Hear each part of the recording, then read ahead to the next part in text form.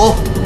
Lalabas na nga ba ang tunay na may sala? Totoo ba ang mga sinabi ni Miss Celeste na si Miss Ella Perea ang nagpasabog ng planta? Baliktad ho yung kinuwento sa inyo ni Tita Celeste. Hindi ho si Ella ang kriminal dito, kundi si Tita Celeste. Pakaabangan sa Kambal sa pagkatapos ng wawawin.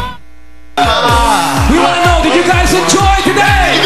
Yeah. They certainly did. Happy birthday! From all of us here at ASAP Online, we are one in saying thank you for partying with us every Sunday. Please don't forget to watch on September 19 As One, because we are all going Saturday. As one. Right. We love you guys. Hey! Join us on Saturday. Mawa, open field. Tell us what you do with this play. Now here, ASAP Line. Thank you so much. God bless you all. Happy birthday. Great America, Congo Boys. And showing na po in my life on September 16. Thank you so much. Thank you. Maraming salamat po. Until next week. Love you, This is your one and only ASAP Online. I love you, Lucky.